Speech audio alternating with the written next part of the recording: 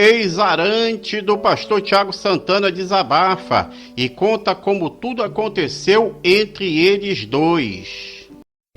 Eu, particularmente, não queria dar satisfação da minha vida para ninguém, porque ninguém paga as minhas contas, né? É muita gente opinando sem saber de fato quem eu sou, sem saber de fato o que aconteceu. Mas, por ele ser uma pessoa pública, eu tenho que falar, né? E tudo que eu falo, eu tenho provas. Estão falando por aí desse caso que eu tive com o Thiago, que não foi um ano, foram 18 anos. Há 18 anos a gente tem um relacionamento com um hiato de tempo de 8 anos. Bom, não esqueçam de deixar aquele abençoado like no vídeo, de se inscrever no canal, você que não é inscrito, e ativar o sininho das notificações, optando por todas as notificações, porque fazendo assim, você ajuda no engajamento do nosso canal aqui no YouTube. Só Amanda, mediante aos acontecimentos de agora, eu tenho que me pronunciar, porque assim, infelizmente, a minha vida, ela veio à tona, então eu tenho que pegar e falar, né, a minha versão. Eu, ao contrário do outro lado, não consigo, mediante a tudo que está acontecendo, simplesmente chegar aqui e falar, ai, me desculpem, e acabou sabendo que estão falando um monte de coisa sobre mim. Eu respeito a opinião de cada um e eu espero que respeitem a minha versão. Eu espero que respeitem o que eu tenho para falar. Eu, particularmente, não queria dar satisfação da minha vida para ninguém, porque ninguém paga as minhas contas, né? É muita gente opinando sem saber de fato quem eu sou, sem saber de fato o que aconteceu. Mas, por ele ser uma pessoa pública, eu tenho que falar, né? E tudo que eu falo, eu tenho provas. Estão falando por aí desse caso que eu tive com o Thiago, que não foi um ano, foram 18 anos. Há 18 anos a gente tem um relacionamento com um hiato de tempo de 8 anos. E a gente chegou a se falar. Só que o que acontece? Numa situação igual essa, a amante, muito prazer, ela é a crucificada. A mulher é a que merece ter a cabeça rasgada. É a mulher que fez por merecer, porque se meteu num caso de família, que quis destruir uma família. E não é bem assim que aconteceram as coisas. A minha história, ela não começa num relacionamento entre homem e mulher, de sentimento, e acaba numa louca, desvairada pelo homem que resolve conseguir provas para acabar com o relacionamento dele, porque é o que estão falando. Ah, ela pegou, gravou tudo, ela filmou tudo para depois acabar com o relacionamento dele. E não é bem assim, não foi isso que aconteceu. Em 2006, eu tinha um relacionamento de 5 anos, e perto de eu me casar, eu terminei. E o Thiago, ele sempre foi uma pessoa da igreja local de Santos, que eu sempre gostei muito, uma pessoa que eu sempre admirei, uma pessoa que me fez muito bem, mas eu nunca tive sentimentos por ele de homem e mulher. Pelo contrário, ele sempre foi meu pastor e eu sempre admirei muito. Meu primeiro emprego, sempre foi tudo através dele. Meu primeiro emprego, para cantar na igreja. E eu sempre tive uma admiração muito grande por ele. Deixa eu abrir só uma exceção aqui para falar. A ideia disso aqui não é me mostrar. A ideia disso aqui não é eu pegar e me aparecer. É só eu pegar e contar a minha versão, porque são milhares de pessoas. Até gente do Catar ligou aqui me xingando. Então, assim, eu preciso que me escutem. Voltando, então eu nunca deixei de gostar da pessoa dele, da família dele. Fui no casamento dele, tá tudo certo. A nossa diferença é de 10 anos. Eu tenho 37 anos. Ele tem 47. Então eu peguei e me relacionei eu tinha meu namorado e em 2006, quando faltava alguns meses pra gente casar, a gente terminou. E quando a gente pegou e terminou, eu fiquei muito mal. Eu e esse meu noivo, né, meu namorado, eu fiquei muito mal. E o Thiago, ele era meu líder de jovens. E eu fui desabafar pra ele. Só que esse foi meu erro. Hoje eu vejo que foi meu erro. A internet. Na internet você pode fazer o que você quiser, você pode falar o que você quiser, você fica mais à vontade. E a gente começou a falar à noite, a gente começava a conversar à noite. A gente falava um com o outro, e eu desabafei, eu terminei, e passou a ser constante durante esse término. Eu me apeguei muito a ele nessa época. Eu tinha 19 anos, eu não era uma menor de idade.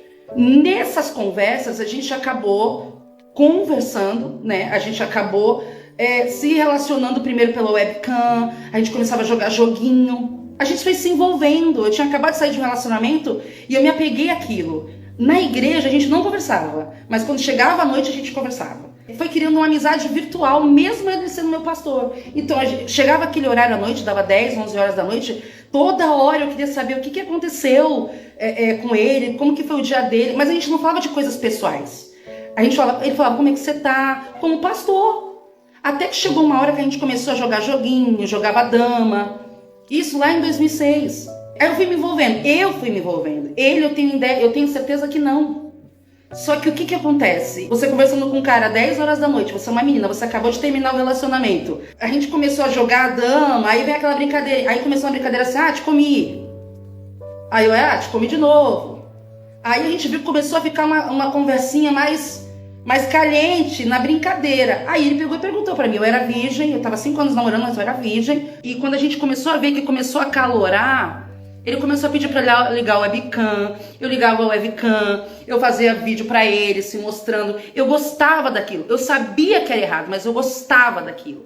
Se é a verdade que as pessoas querem ouvir, se a gente vai pegar e vai falar o que de fato acontece, essa é a verdade. Eu gostava, eu achava ele o máximo. Ele tinha aquela careca dele, era cabeludo, mas pra mim, ele era o cara. Pra mim, eu gostava de ver ele fazendo tudo que ele fazia. Era assim que eu via ele. Nessa que eu peguei e me envolvi com o Thiago, que eu tinha terminado esse meu outro relacionamento, a gente conversando pela internet, ele falou um dia pra mim, se eu for até você, isso era 4 horas da manhã, numa sexta-feira, em 2006, em agosto, você sairia comigo? E eu não pensei 2 vezes, eu falei, sim, eu quero sair com você, eu quero estar com você. E a gente saiu. A minha primeira frustração, não vou negar, eu falei isso pra ele, foi essa. A gente pegou, ele entrou no carro e ele perguntou pra mim, ele não me obrigou. Ele perguntou, você quer fazer isso mesmo? Eu quero ele.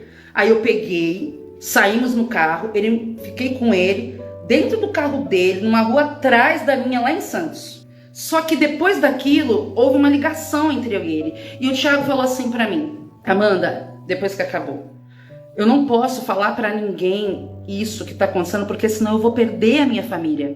Se a gente confessar, isso eu tô falando em 2006, pra quem tá falando que eu queria destruir a vida do Thiago, lá em 2006 não faltaram oportunidades. Eu peguei e falei, não, eu não vou falar pra ninguém. E o Thiago falou pra mim assim, Amanda, se você falar pra alguém que a gente tá saindo, eu vou negar até o fim, porque eu prefiro ir pro do que perder a minha família. Ele foi muito claro pra mim. Só que eu não tinha intuito de fazer isso. Eu queria estar com ele, eu gostava dele. Só que eu me senti muito... Eu não senti um peso. É porque eu acho que essa primeira vez não foi tão boa, não foi aquela coisa assim. Falei, gente, o que eu fiz? E o meu ex-noivo começou a me ligar.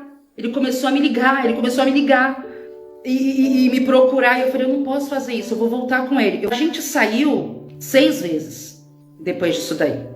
E eu falei, gente, eu não posso fazer isso porque eu não posso continuar isso daqui. Embora eu goste dele, eu tenho que voltar para o meu relacionamento. E aí eu voltei para o meu relacionamento. A gente saiu uma vez, ficou uma vez, e eu voltei para o meu relacionamento. E quando eu voltei para o relacionamento, eu falei, antes de eu voltar, eu vou falar a verdade para ele, né? Depois que eu caí no carro, falei, olha, não dá mais pra gente ficar junto, porque eu não sei se vai dar pra gente ficar junto, porque eu não sou mais aquela mulher pura que você achava. Eu peguei e saí. Outra pessoa, ele falou, com ele quem? Aí eu falei, com o Thiago. Só que ele não acreditou quando eu confessei pra ele. O grande problema do pessoal de igreja é que eles querem muito, muito, muito a verdade. Mas quando a verdade vem à tona, eles não estão prontos pra ouvir. Não estão prontos pra ouvir. E foi o que aconteceu com o meu noivo. Eu não falei com ninguém. Eu falei pra ele, ó, você quer voltar, você quer ficar noivo comigo, mas eu caí com o Thiago. Ele não acreditou. Ele achou que eu tava mentindo. Então, até aí, eu fiz a coisa certa. Até aí eu fiz o que todo mundo diz que tem que falar. Olha, quando você erra, você tem que confessar o seu pecado. Você tem que falar. Eu fiz. Ele não acreditou. A minha história foi essa. Eu tava lá, eu me relacionei com um pastor, eu caí com ele. Quando eu fui falar pro meu noivo, a gente tinha terminado, meu noivo quis voltar comigo. Quando eu fui falar pro meu noivo, ele não acreditou. Mas ele falou, não, mas eu quero continuar com você, vamos casar. A gente já tava 5 anos junto, num relacionamento totalmente pecaminoso, só não tinha as vias de fato. Aí, eu voltei com ele, só que eu não conseguia, mas já não era mais a mesma coisa. O meu noivo, ele não acreditou. Ele falou, imagina, o Thiago jamais faria isso.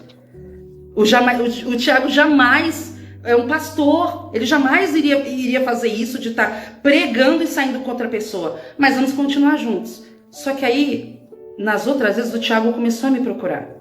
Eu voltei com meu noivo e ele voltou a me procurar e nós saímos mais, eu vou falar 5 vezes, porque depois eu explico a sexta. 5 vezes. Nessas 5 vezes que nós pegamos e saímos, eu lembro que eu já tava querendo, não, eu tenho que parar com isso, não vai dar, mas eu tava muito envolvida com ele emocionalmente. Eu gostava muito de estar com ele.